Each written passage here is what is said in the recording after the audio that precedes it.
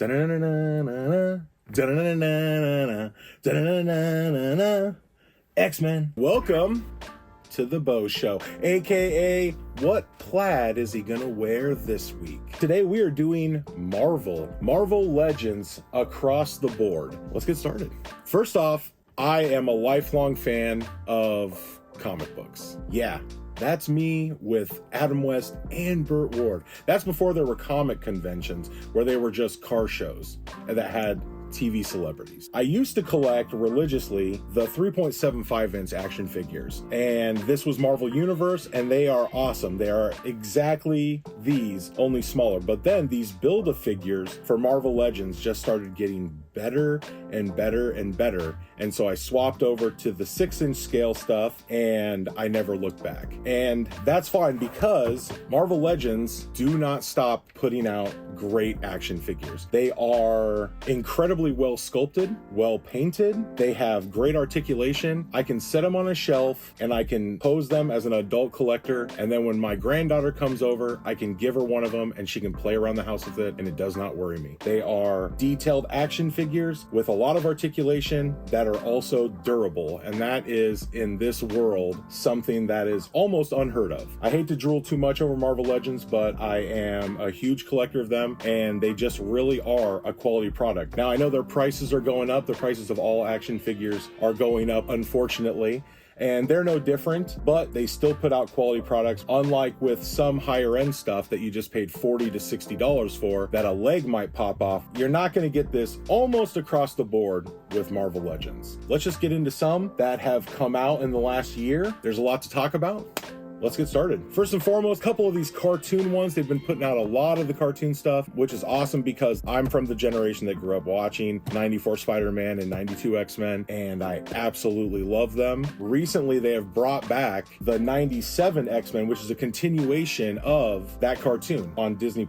And these figures are top tier. So we'll talk about these. One of my favorites, Gambit. He's tall, he's slender. These are just great figures. They're put in these throwback card and bubble, just like the retro card ones. Here's something I wanted to talk about: Bishop's hair. Throughout comic books, they pretty much have the same haircut always, outside of a mohawk here and there. X-Men, Avengers, all of them, they all basically have the same haircut. But Bishop has had a ton of haircuts. He's got this like fade one going on now. He's been bald in Age of Apocalypse. Oh, the dreads where he's hunting Cable and a baby through time. Not only one of my favorite X-Men, but also just a great character with a lot of different haircuts.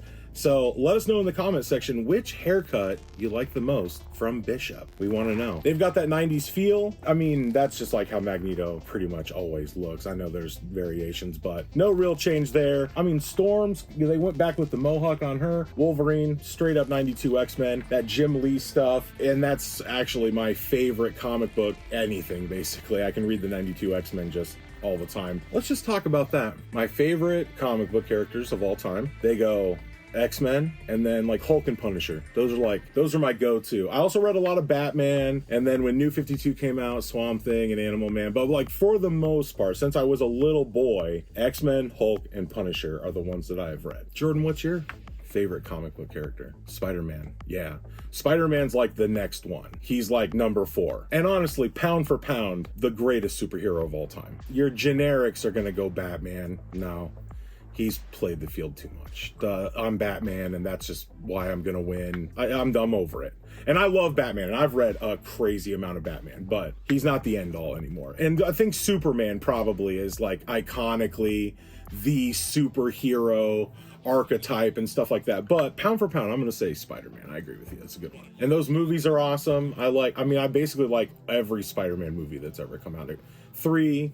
The memes have helped it along. And speaking of Spider-Man, up next we have the No Way Home figures that have come out. Again, Marvel Legends just knocks it out of the ballpark. I don't have any of these open to display. Each one of these characters has the articulation, the paint, the face sculpt on all of these is phenomenal. Even though these are like $25 action figures, the face sculpt is just so good. You do not get that quality of figure with that price point. Unfortunately, you have to get a little bit higher to get that kind of detail, and Hasbro just knocked it out of the ballpark. Again, I just feel like I'm drooling over these figures, but they really are quality figures. Somebody's gonna watch this and they're gonna be like, yeah, mine broke in half, and it's like, okay, yeah, I get that, but on a consistent level, these are great figures. That's the selling point for me. I love DC's McFarlane stuff, and we'll definitely do a video of some McFarlane stuff down the road, but they are a little bit stiffer. You know, you might not want to give a kid the Mr. Freeze Batman and Robin Build-A-Figure because it might not make it. These, even the Build-A-Figures, just again, you can play with them, you can set them on a shelf, they're just quality figures. And with these, obviously the 3 Spideys, of course. We also have the Green Goblin version, and I love this version of Green Goblin. Obviously the first movie with Willem Dafoe, you know, when he's talking about, you know, like evolution in the palm of my hands, and then he drinks it and he shatters it on the ground, and then those things come down and he's like, cold. And again, the Spider-Man movies actually have a long history of good memes coming from them. So we had a Doc Ock, but we lost it. We don't know where it is. So we'll throw that in another one someday. This is a quality product. I will be honest, getting him on this thing and his feet in these things was a pain in the butt. I wouldn't give this glider to a little kid. Let's say that. I would not do that. This thing is temperamental. Oh. But it does come with pumpkin grenade, it does come with a stand, and it does come with an alternate head, which is the classic Sam Raimi's first Spider-Man movie mask. There's a version of it that was a practical effect, and it is awesome. It still blows my mind they didn't use it, especially for a Sam Raimi movie who's like, up until that point, the king of practical effects and stuff like that. This is more of a collector on the shelf piece just because of the glider is definitely not as sturdy as the figure is. But the detail, again, that is Willem Dafoe. Pop that head off, make a bunch of custom Willem Dafoe figures. All right, up next, the newest Marvel Legend wave that has a lot of figures that I don't really know a whole lot about. I do not know Power Princess outside of this is Marvel's version of Wonder Woman. I mean, as you can tell, it absolutely is Wonder Woman. I've seen some repaints of this, and a lot of people are calling it the best Wonder Woman action figure to come out. I don't know if that's true. There's been some great Wonder Woman action figures over the years. Look at this Wild Man Namor. I grew up reading a lot of 90s comic books, not a ton of Namor, but he definitely popped up a lot, and I just love this design. They've got some classic Avengers in here. This, another new upgraded Black Panther that basically the same as some that have come before it, but it's at the level that Hasbro is at now. Hasbro, I hope you're listening because I'm really pumping up your quality here. This is one I know a lot of people were excited for, but I don't think even they knew why. Crystar. I have read Marvel comic books since I was a little boy. I have no idea who this character is, but this figure is awesome. I don't know, they're just fun. There's a couple more of the new warriors in here. Namorita, okay. Namorita, in case we don't want to put the rolling R version in there. Namorita. She might not say it like that, then you're just... And then last but certainly not least, Vision, one of the more powerful and yet my least favorite Avenger. This is one of the newer waves. Again, these are all available at our stores. The popularity and the knowledge of some of these characters, I feel like people may buy up this wave just to build the Void, which is the Build-A-Figure for this series. He is awesome and gross and tentacly, everything you want from a big bad guy. Highly recommend this wave. The wave before it, I highly recommend as well. That was the Marvel Knights wave, and unfortunately we don't have that here to display, but it had Power Man Luke Cage, it had Blade, it had the bearded Daredevil, some fist ninjas, it had some stuff. It was a great wave. That's one I definitely picked up every one of. But yeah, Marvel Legends. Again, more Marvel Legends. There's so many Marvel Legends. What do we do with all of them? We open them and we put them in cool poses.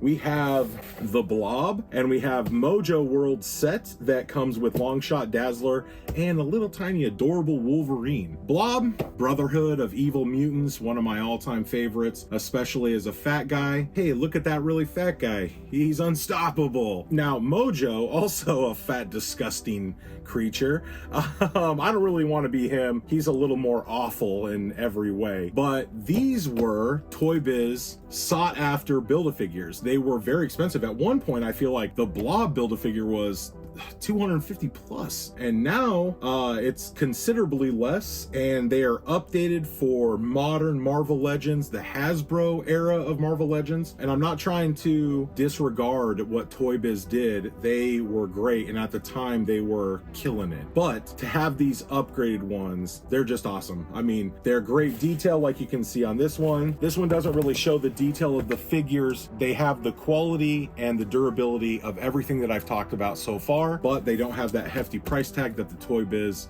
Build-A-Figures from the past did. So it's just a nice way to kind of get these figures now and not have to bend over backwards for them. Again, if Disney and Marvel are listening and you want to plot for an X-Men movie, you do Mojo World.